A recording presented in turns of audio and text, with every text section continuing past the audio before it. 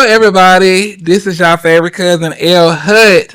And this is the Bridge Podcast. Now, it's not my podcast. I am the moderator for the first episode to introduce a beautiful podcast to you guys with the Clarks. So, welcome to the Bridge. And I just want to, first of all, start off by saying thank y'all so much for having me. As a moderator, I feel honored.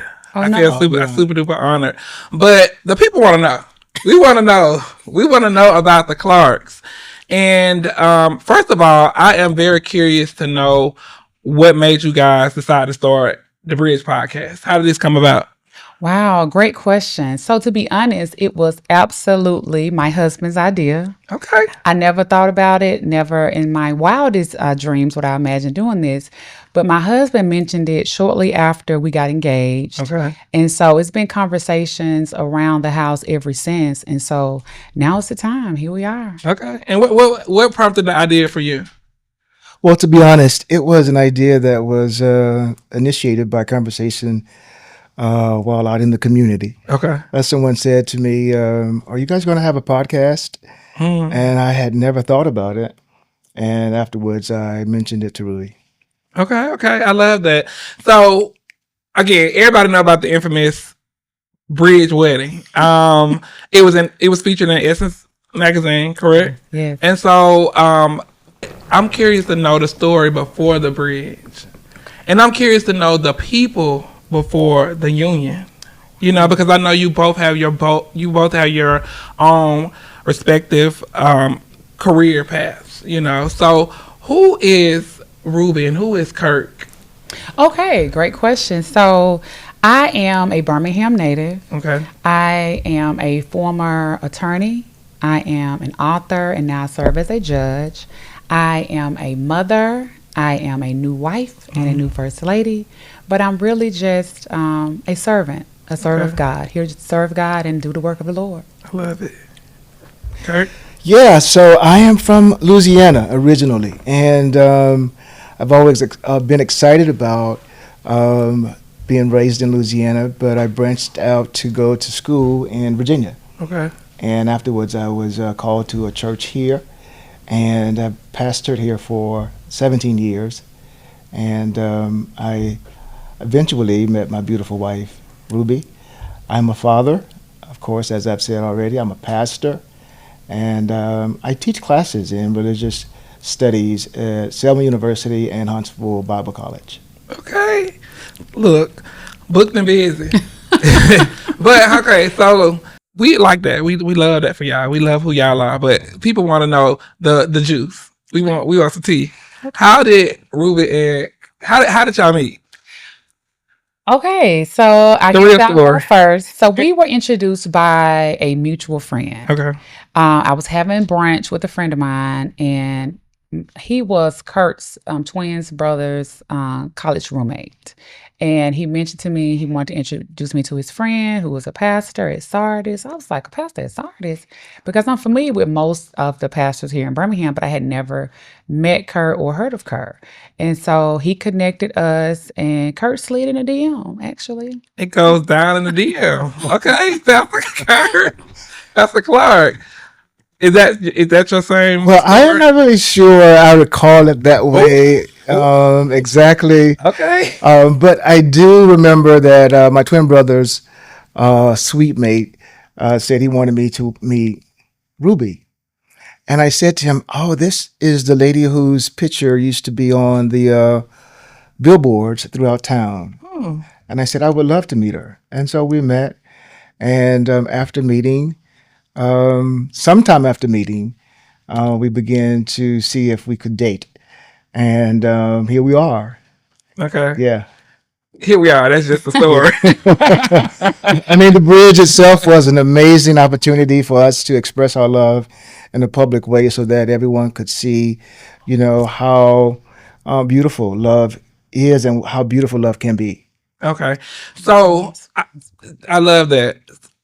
But before we got to the bridge, what do you feel like you guys had to, in order to get to the bridge, what did you have to overcome in order to get to that bridge? Because I know it's a lot of people out there that watch you guys and that admire the love that you have for each other, and because I do, but I know that there's some things that every relationship goes through that you have to, I guess, go through in order to get to the bridge or wherever it is that you take those vows. What were some of the challenges that you guys had to face before you got to the bridge? Okay, so personally, I had never been married.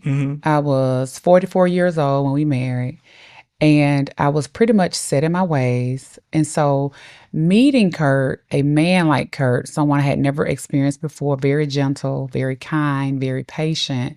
If we are being completely honest, I know you want the juice. Yes. I'm going to give you some juice.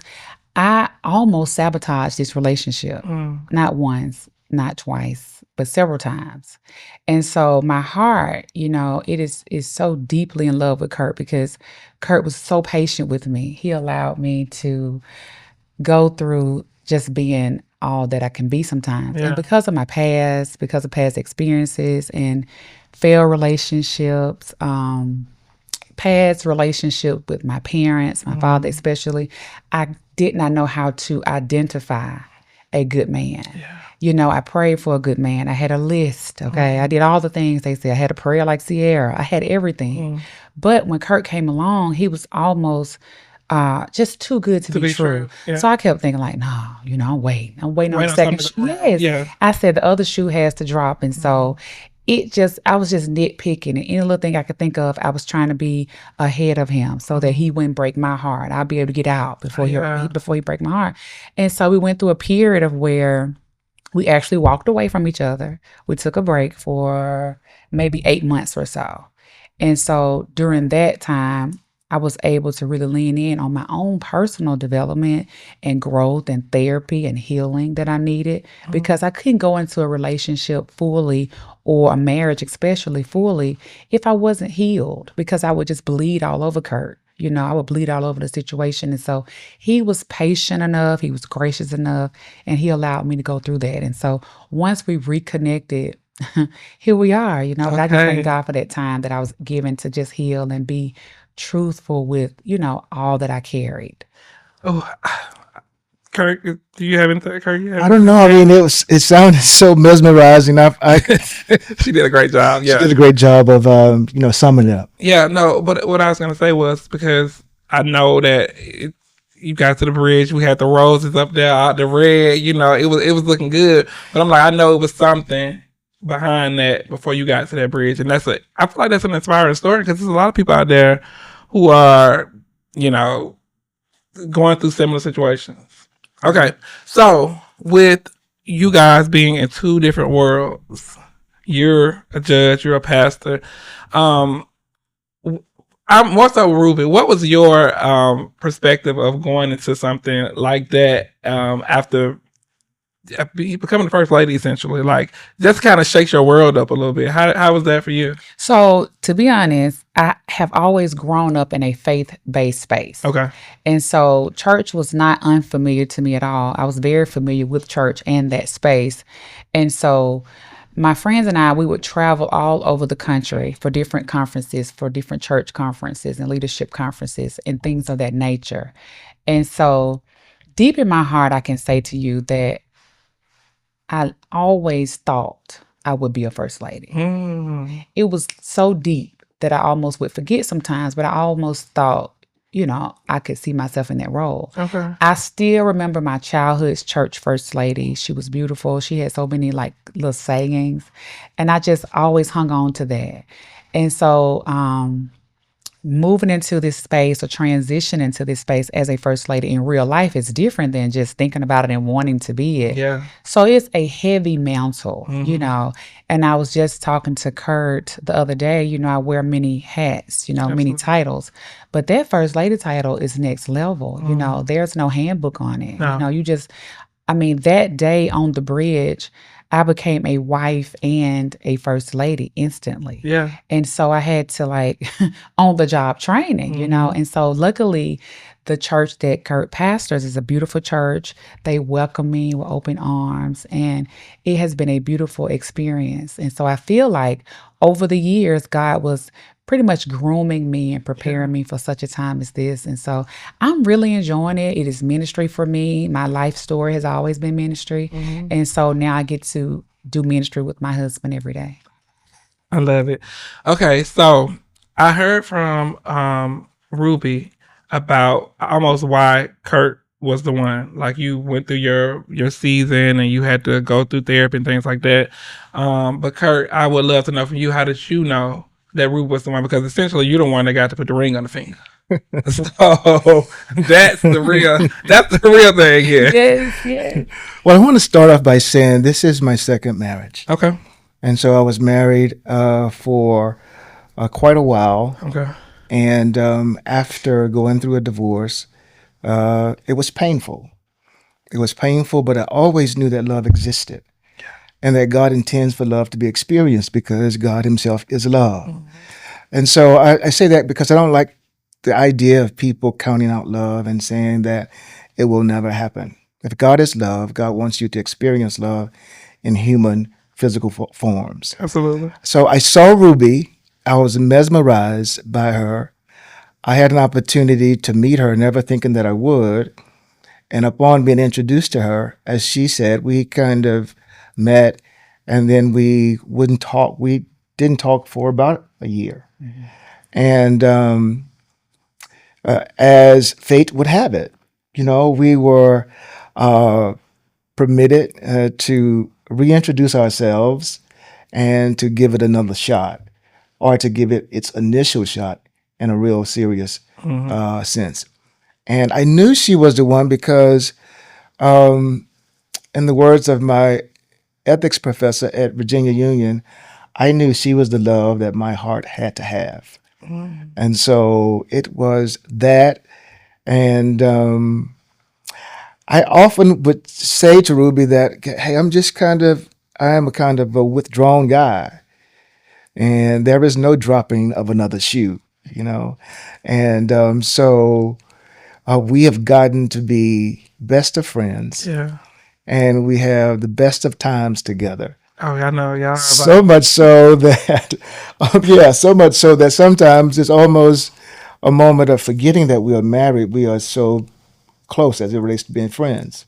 But I love her with my heart, and she's amazing. Yeah.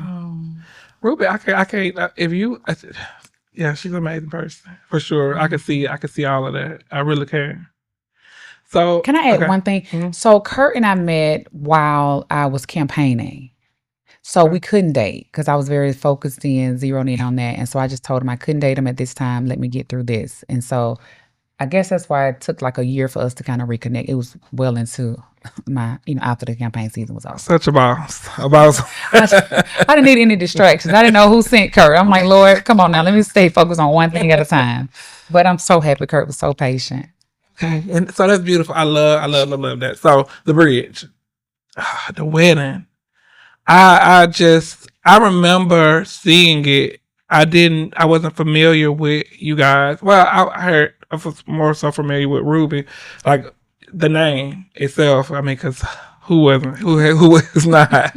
But I remember seeing the wedding. I was like, oh my God.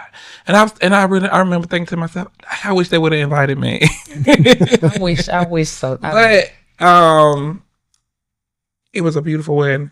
Can y'all talk a little bit about the wedding and kind of how it came together, and also how did the Essence magazine thing happen? I want to know, how did y'all get a bridge for the wedding? So to be honest, that was Kurt again. So when Kurt and I first started dating seriously, I lived downtown in the high rise, and he used to always say, I want to get married in the middle of the street. And so I thought that was a joke. Right. I mean, I had never heard of it. Didn't even think that was a thing. So we talked about it very loosely all the time. He said, I just want to stop traffic. I want us to get married in the middle of the street. So I'm like, is he kidding? Is that just a, what? Who's doing this? So once we started planning a wedding, because he's a pastor, beautiful sanctuary, I just thought it would be a traditional wedding in the church. Yeah. And we did our engagement photo shoot at the Alabama Theater. Okay. And we liked those pictures so much, we decided we would get married at the Alabama Theater. But they had a conflict. They had something already booked for Valentine's Day. And at that point, once we got disappointed with that, no, Kurt was like, what about the bridge? Or what about the street? Why we can't get married in the middle of the street? I was like, what do you mean? And I knew they had just had several events in the city on the bridge and in the middle. Different city leaders hosted. Yeah, dinner en blanc was something in the middle of the street. And I know the young lady who hosts that, so I called her first. Okay. And she was like, oh, yeah. She was like, these are the things you need to do. And so from her, I was able to make a few phone calls, and the bridge became a thing. After we shared that with our wedding planner and decorator, they ran with it. But I was stressed out because of the weather. It was February. And I was just thinking like, oh my God. It's going to be freezing. Yes, it's going to be freezing. It may be too cold. It may rain, which it did the whole week, except that Friday. The whole week. They even began setting up like the Wednesday before that Friday. They set the tent up in the rain. So the reception was on the bridge in a tent. They set that up in the rain. Wow. And so I believe like Tuesday or Wednesday, they called and was like, our planner called and said, Ruby, what is plan B? Let's talk about it. I said, well, plan B is the church, you know. But God was so gracious, you know. He gave us beautiful weather. It was actually really nice, really sunny. And once again, it was Kurt. But everyone think the bridge was Ruby. But I would have never subjected myself to that level of stress. Yeah. I was checking the weather in December for February. I was just worried and worried. He never checked the weather. He was never concerned. It was raining that Monday. He was like, oh, is it going to rain this week? I was like, yes, it's going to rain. But I learned so much from Kurt because he's never pressured. He's never stressed. And so the weather stressed me out above all things because my planner and the decorator, they did everything else. But that's my story of the bridge and how it came. Yeah, I mean, that sums it up. Basically, I just knew from visiting Ruby at her high rise, I don't know out of where it came, but I imagine being married outside on a busy street, stopping traffic, and again, just, sharing with others how beautiful love is. And so I always envisioned that. And so we started to talk about February and marrying. And I said, basically, we said, what about the bridge? I never worried about the inclement weather. I never worried about it raining or snowing, it being rain season.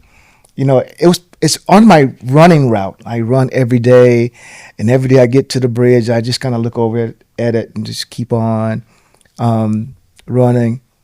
And I just, to me, it was never not going to happen. Yeah. And I am so sorry that I put her through so much stress regarding weather and inclement, and rain, I should say. But it was my idea, and it was a great idea. Really thank you. That was an amazing idea, to be honest with you. Very unique and very different. And I think that's why Essence reached out to our photographer. Okay. While we were on the honeymoon, we got the phone call that Essence wanted to feature us. And we were like, how did that make y'all feel?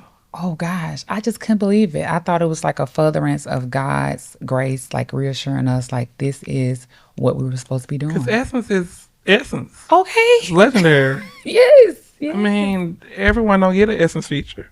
It was a big deal. Very humbling, very exciting, very much like, oh my God, like what? And I remember saying that too. I don't know if I saw the pictures from the wedding first or the Essence, but I remember seeing the Essence thing. I was like, oh, these people who are these people?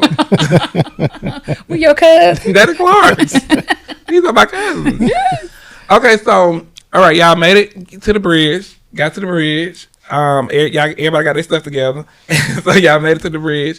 And then at that point, after the bridge, you have to blend your family because y'all both had your own worlds. Right. So how was the blending of family? Not just like family, but church family and you know, friends and things like that. How did that blend together for y'all? Well, it's always been like a matter of discussion and development. You have to be Okay. intentional about blending of families. Absolutely. Even in the marriage ceremony itself, you know, you have the sand ceremony where you pour in individual vials of sand. But even in a united or in one jar, you still have the individuals. Yeah. And so we have managed and have done well to not forget about the individual pieces, parts that are represented as friends and families and other interests. And we have done so with, you know, with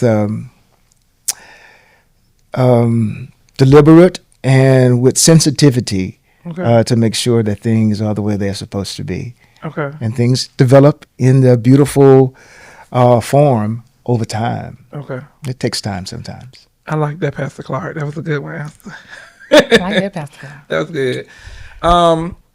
As we're wrapping up, I would want to know what do you guys want people to get from the Bridge podcast? I know that this is the introduction episode, and this is the episode to really kind of be able to tell your story. But what can your viewers, listeners, get from the podcast from the upcoming episodes? What are you guys' goal? If I were to be just totally transparent about it, I want to speak to issues that are of interest to us. And I know like our lives are not in vacuums. As you've said, people have known Ruby for a long time. Even in my home state of Louisiana, I have like a lot of friends and a lot of people, and having traveled in the States, I have friends other places. And we want them to know and to see that God is still busy using people who perhaps they never thought might have been influential. Absolutely. And I say that in a sense of informing somebody else's decisions and informing somebody else's lives. So as we say in church, the Darius, if he can do it for us, he can do it for others. Absolutely. And so first and foremost for me is I want them to see that God, is a God who does not forget, but who is faithful. And all we have to do is to continue to be faithful, and he'll reward our faithfulness. We want to speak to everybody's hopes, everybody's dreams, everybody's aspirations, and let them know that it's possible. Because when you think that you are broken beyond repair, perhaps you can never love again, God pops up Absolutely. in a way that, quells that Yeah. concern. For sure. And I would like to just echo everything that Kurt has said. We also would like to bring hope, to the hopeless. Love over 40 is a big deal, because there were seasons in my life where I thought, maybe not, it may not ever happen for me. And I had to be okay with that. So I hope that this podcast is able to speak to the matters of the heart and the issues that flow from that. Male or female, young or old, black or white, we all have been in spaces where we begin to doubt ourselves and doubt God. And sometimes we lose hope. And so being able to share our story and share our worlds and able to discuss the matters of the heart is the whole purpose behind this podcast. And we hope to be as transparent as we can be. And I'm speaking into existence now. I love that about the album. I'm speaking into existence, The Bridge, the book. Oh, wow. Oh, wow. I'm saying that. I feel like it's a story. This is a story that's familiar, but it's so unique at the same time. Because like I said, I feel like y'all both have come from these different worlds, but y'all have bridged together so well. Oh, wow. In the literal sense. And so I would love to see more, from just the podcast. And I think it's gonna happen. I know it's gonna happen. Thank you. I see that. But I do wanna, before we go, I think we should have a little fun. Okay. I know this is random. Uh-oh. But I think we should do like I wanna do a game. Uh-oh. The game is, how well do you know your partner? It's just gonna be 5 little simple questions. Very, very simple. But I'm gonna test y'all. We gotta test. Okay. Now, yeah, get your paper and your pen, and we're gonna see. Okay. Okay. I think this is gonna be this, and like I said, very simple. Okay, what is your spouse's favorite color? Right, it kind of big. Oh. And no looking. Okay. And on the count of 3, I'm gonna get y'all to hold it up. No, we're gonna do it. Okay. Yeah. Okay. Okay. Y'all ready? Mm-hmm. 1, 2, 3. Hold it up. What's that? Blue. Red. That's correct. All right, I did it right. Yeah. Got it. Yeah, Okay. Blue correct too? absolutely. 1 point each. Okay, there y'all go. Okay. What is ooh, good one. What is your spouse's favorite movie? Oh. Yeah. Oh yeah. Y'all ready? Yeah. Okay. 1, 2, 3. Let's go. I know the lady's name. I don't know the name of the What is movie. it? What is it? It was when the lady who was married. She did the Steel Magnolias in Oh, my Pretty hometown. Woman. Pretty Woman. Yeah, Julia Pretty Woman. Roberts. What did you write? Yeah, Roberts. I wanted to write Roberts. Pretty Woman? Yes. That's my grandma. That's My mom's too. Yeah. And what's the Oh, Godfather. Absolutely, Godfather for me. Yes. not y'all knowing each other. Okay. Ooh, this is a good one. This is a regular one. Okay. What's your spouse's favorite song? Or no, let's do it. I'm gonna make it easier. What's your spouse's favorite artist? Oh, Hold on. Give me 1 second. Hold on. I got it. I think that's right.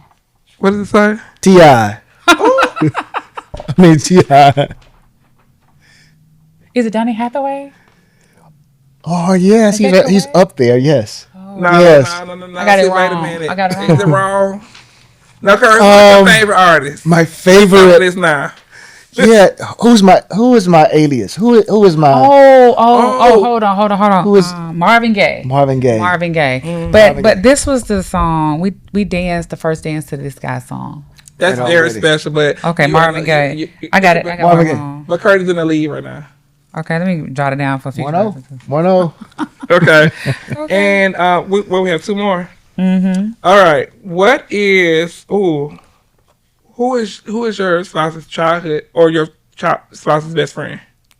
Ruby gonna get in trouble.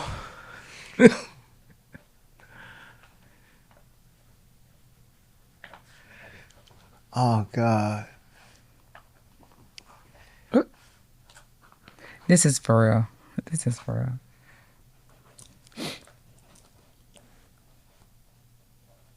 Oh, childhood or all around? This all around. Okay. Okay, we're Kurt ready. has 3 hometown best friends: Stacy, Michael, Sean, and Nut, and then he has a colleague named Greg. That's his best friend. Okay. Yeah, that's right. So Ruby's best friends are Nene and 5 others. Correct. I got Nene up top, and she has plus 5. Who would have There's a couple. That's kind of like a shortcut sheet. It's like Okay. a shortcut. Well, I'll whatever. give you that. You accurate. That's good. Okay. Let me see. Simple. What's your spouse's favorite food?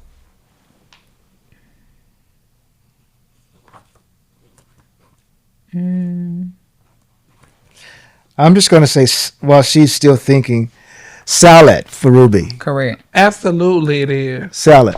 She always talking about a salad. For sure. Oh God, I didn't eat so much greenery until Okay. So Curtis from Louisiana. He's a catfish man, a soul food man, Oh, yeah. and red beans and rice. Okay. Oh, yes, that is Yeah. absolutely Everything I do not like, but we make it work. Okay, and you know what? Y'all did really good. Oh, that was fun. That was Thank great. you. I won. I was up one, right? You did. Yeah. You did. yeah. I So get she it. got to treat you to lunch or dinner. Good. On her. Okay. Thank you.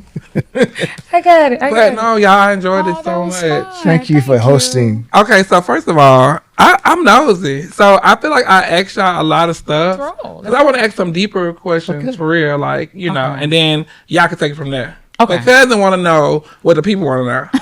So I'm here to ask Okay. what the people want to know because I don't make the news. I just report it. Okay, that's right. So any final words from the Clarks? Thank you so much for being here, being a part of it. I just love the energy. I love everything that you offer. We just love you and we thank you, cousin. I love y'all. And I'm just excited. This is so much fun. Yes. Thank Okay, you. y'all. This is episode 1. Come back for episode 2. And come back again. Make sure y'all subscribe to their channel. Make sure that y'all follow every social media that they have. It's the Bridge Podcast. Absolutely. They bridging the gap. I know that's right.